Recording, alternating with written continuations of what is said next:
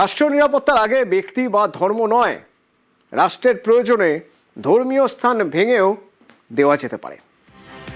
এয়ারপোর্টের মসজিদ ভাঙা প্রয়োজন, কয়েকজন এটা নিয়ে রাজনীতি করতে চাইছে, মত শিক্ষক কাজী মাসুম আক্তারের।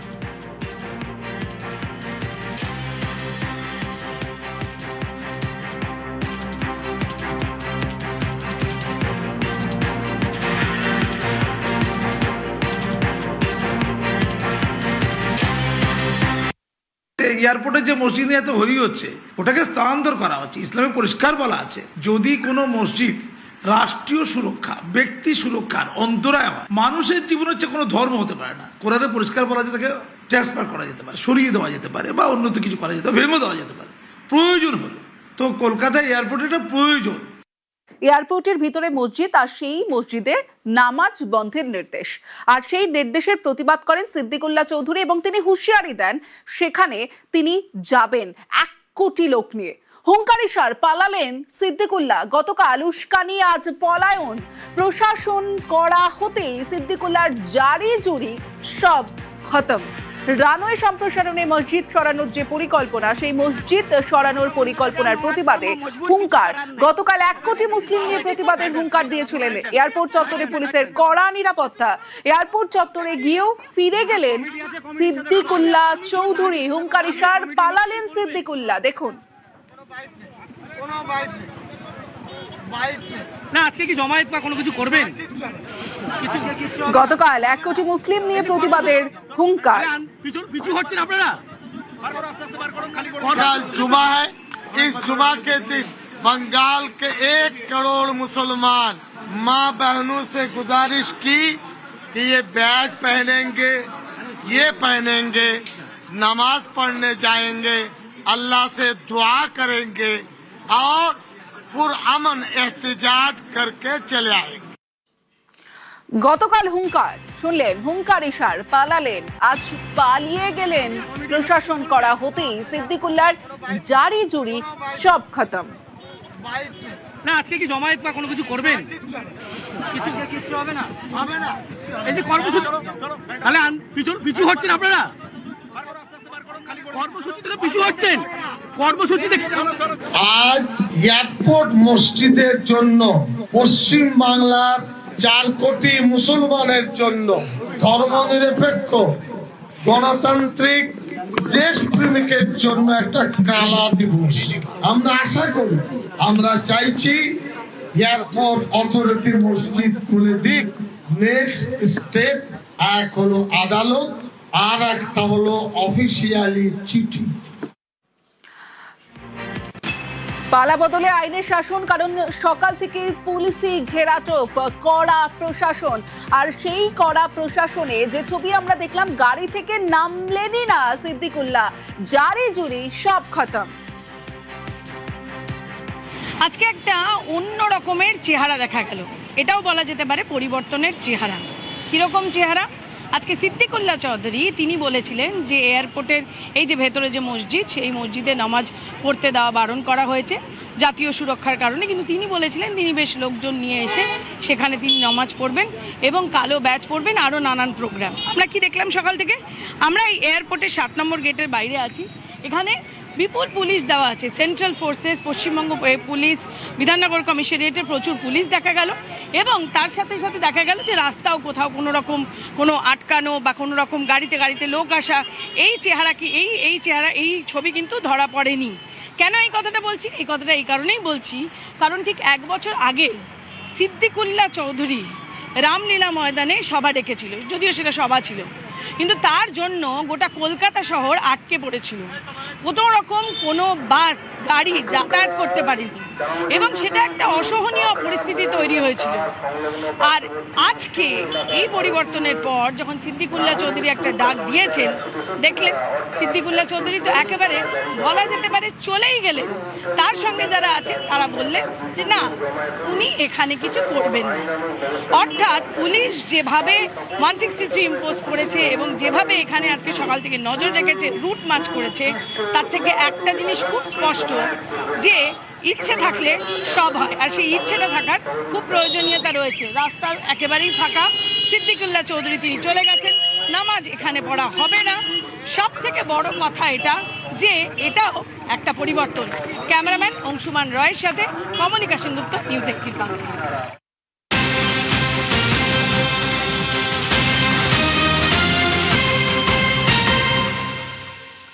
জাতীয় নিরাপত্তা, বিমানবন্দরের নিরাপত্তায় অগ্রাধিকার। গত 12ই জুলাই হুঁশিয়ারি দিয়েছিলেন মুখ্যমন্ত্রী শুভেন্দু অধিকারী। কর্মসূচি থেকে পিছু হচ্ছেন, কর্মসূচিতে জাতীয় নিরাপত্তা, বিমানবন্দরের নিরাপত্তা অগ্রাধিকার পাবে, এইটাই সরকার। অন্য সরকার হলে ধমকাতো, যেমন রেজিনগরের লোকটা ধমকাতো, এখন আর ধমকায় না। এই বিমানবন্দরের লোকেশন খুব গুরুত্বপূর্ণ নিরাপত্তার ক্ষেত্রে। চীন, বাংলাদেশ সব কাছে, এটা আন্তর্জাতিক বিমানবন্দর। এইখানে এইভাবে খুলে রাখা যায় না। আমরা তো ধর্ম পালনে কাউকে বাধা দিইনি। বকরি ঈদও করেছেন, পশু হত্যা আইন মেনে করেছেন, মহরমেও বেরিয়েছিলেন অস্ত্র বাড়িতে রেখে, কোনো অসুবিধা নেই। ভদ্র থাকবেন, আইন মেনে চলবেন, ডিজে থেকে দূরে থাকবেন, নিজের ধর্ম নিজে পালন করবেন, অন্যর কানে গিয়ে ফুফু করার দরকার নেই। সব ঠিক চলবে, সুন্দর চলবে। আর বন্দে মাতরমটা গাইতে হবে, ঠোঁট না নাড়ালে হবে না, আমরা লক্ষ্য রাখছি। এই প্রথম নয়, তৃণমূল জামানাতেও হুঙ্কার দিয়েছিলেন সিদ্দিকুল্লাহ চৌধুরী।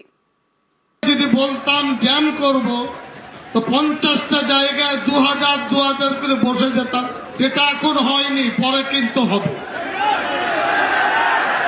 বলে করব, বলে প্রথমে জেলাকে একটু টাইট করি, তারপরে কলকাতার 50টি জায়গায় 10,000 হলে কত লাগবে? বাস এরা আসবে, কলকাতায় বসে চিড়ে গুড়, পানি, বাতাসা, মুড়ি খাবে আর একটু বসবে। গত জানুয়ারিতে বেলডাঙ্গায় বিক্ষোভের নামে অশান্তি তাণ্ডব, আর সেই নিয়ে কি বলেছিলেন তৎকালীন মুখ্যমন্ত্রী মমতা বন্দ্যোপাধ্যায়, দেখুন। ফ্রাইডে জুম্মাবার পবিত্র বার, যেমন শিবেরও বার, মা দুর্গারও বার, সন্তোষী মাতারও বার, তেমনি ফ্রাইডে জুম্মার নেওয়া যায়। এখন যদি দুর্গাপুজো দেখতে এসছে কোটি কোটি লোক, সেখানে আপনি যদি একটা মাইক লাগিয়ে দেন তাহলে সবাই শুনবে। তো ফ্রাইডে জুম্মাবার এমনি সংখ্যালঘুদের কাছে একটা সেন্টিমেন্ট আছে, সেখানে সবাই ফ্রাইডে জুম্মার নামাজ করতে এসছে। এখানে কেউ কেউ যদি তার রাজনৈতিক চরিতার্থ করবার জন্য উস্কে দেয়, সংখ্যালঘুদের ক্ষোভটা স্বাভাবিক। আর তারপর আমরা কি দেখলাম, পালা বদলের পর গত মে মাসে পার্ক সার্কাসে বিক্ষোভের ধুন্ধুমার পরিস্থিতি, আক্রান্ত হয় পুলিশও। ঘটনার পরই কড়া বার্তা দেন মুখ্যমন্ত্রী শুভেন্দু অধিকারী, পুলিশের গায়ে হাত দিলে বরদাস্ত নয়। পুলিশকে হাত খুলে অ্যাকশনের নির্দেশ দেন মুখ্যমন্ত্রী শুভেন্দু অধিকারী। পুলিশের সমস্ত বন্ধুদের বলবো, বিএনএস যা বলেছে, আপনাকে ট্রেনিং পিরিয়ডে যা বলেছে, আপনার সুপিরিয়র যা অর্ডার দেবে অন স্পট আপনি চিন্তামুক্ত হয়ে করবেন। কে কোন দল করেন, কে কোন ধর্মের লোক, কে কোন সম্প্রদায়ের লোক, কে কোন প্রভাবশালীর ক্লোজ লোক, তার এগেনস্টে অ্যাকশন নিতে গেলে 5 বার ভাবতে হবে। আপনারা এই চিন্তা মুক্ত করুন। আর পার্ক সার্কাস সহ যেখানে যেখানে বিগত দিনে এই ধরনের ঘটনা ঘটিয়েছেন, আপনারাও কান খুলে শুনে রাখুন, এটা আপনাদের শেষ ঘটনা। এরপরে আর কোনো এই ধরনের অ্যাকশন আমরা করতে দেব না। যদি করেন, আমার থেকে খারাপ কোনো পুলিশ মন্ত্রী হবে না।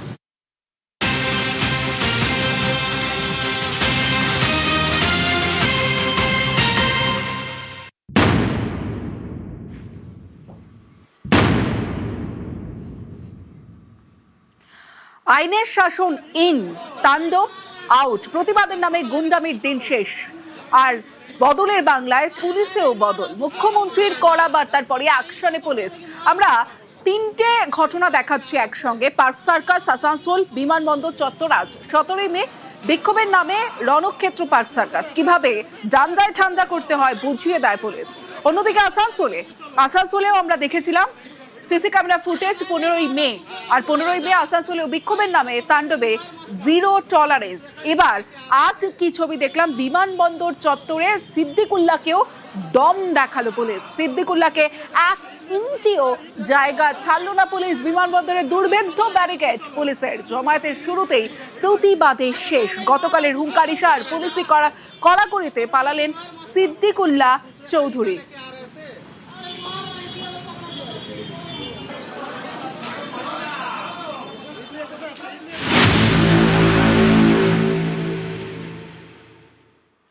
ধর্মের নামে গাজোয়ারি। ভারতের সংবিধান ধর্ম পালনের স্বাধীনতা দিয়েছে, তা সংবিধানে মৌলিক অধিকার বলে স্বীকৃত। সংবিধান অধিকার দিয়েছে নাগরিককে এবং রাষ্ট্রের হাতেও কিছু ক্ষমতা সঁপেছে। কি বলা হয়েছে সংবিধানের 25 নম্বর অনুচ্ছেদে? দেখুন, সবাই ইচ্ছে মতো ধর্ম মানতে, পালন করতে, প্রকাশ করতে এবং প্রচার করতে পারবেন। সংবিধানের অনুচ্ছেদ 25, ধর্মের নামে এমন কোনো কাজ করা যাবে না যাতে আইন শৃঙ্খলা বা শান্তি বিঘ্নিত হয়। ধর্ম পালনের স্বাধীনতা, সংবিধানের অনুচ্ছেদ 25, যেখানে লেখা ধর্মীয় স্বাধীনতা প্রয়োগ করতে গিয়ে আইন ভাঙা যাবে না।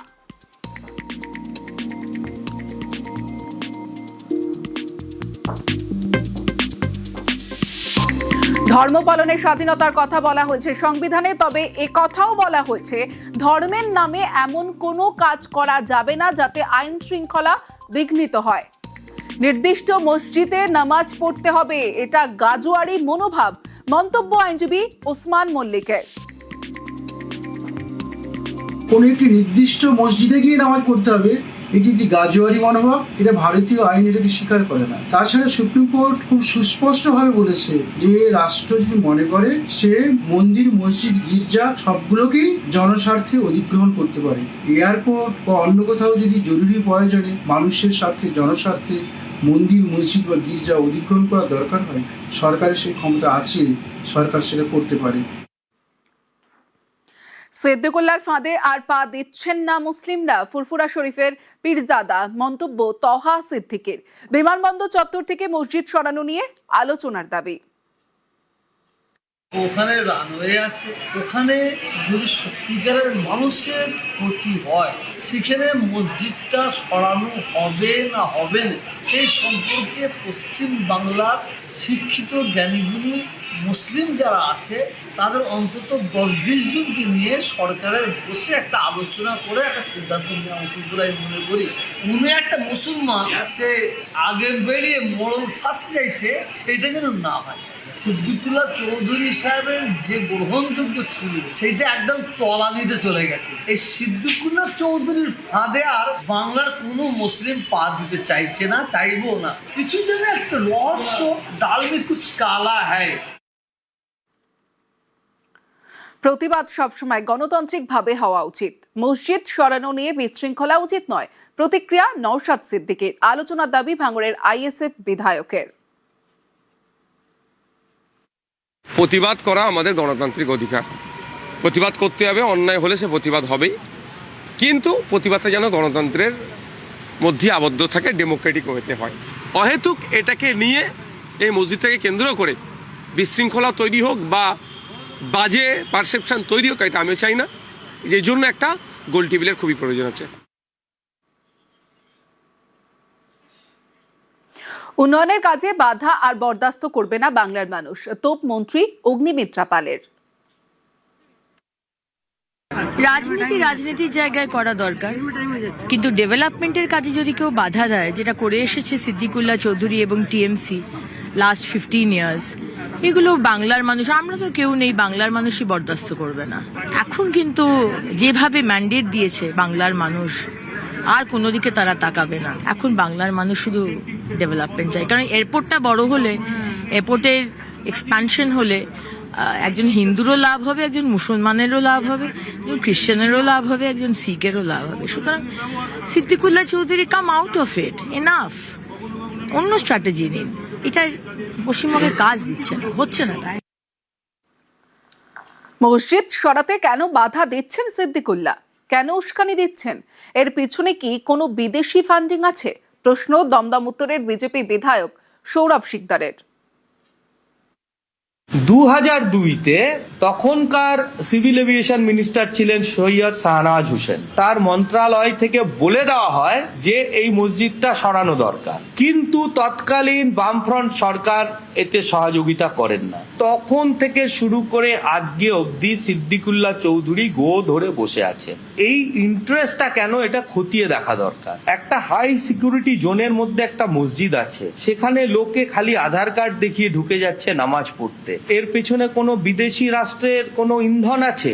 টেক অফ এবং ল্যান্ডিং এর সময় একটা ঝুঁকি থেকে যায়। আজকে এটা সম্প্রসারণ হয়ে গেলে বিমান চলাচল অনেক স্মুথ হয়ে যাবে। আন্তর্জাতিক বিমানের সংখ্যা বাড়লে খালি যাত্রীদের সুবিধা হবে তাই নয়, কর্মসংস্থান হবে অনেক। উনি তো বেসিক্যালি ধর্মের দোকান চালান, ধর্ম ব্যবসায়ী। তো আজকে ওনার দোকান যাতে ঠিক করে চলে তার জন্য লক্ষ লক্ষ কোটি কোটি মুসলিম ভাইদের আইন ভাঙার জন্য উস্কানি দেওয়াটা কিন্তু আইনের চোখে অপরাধ।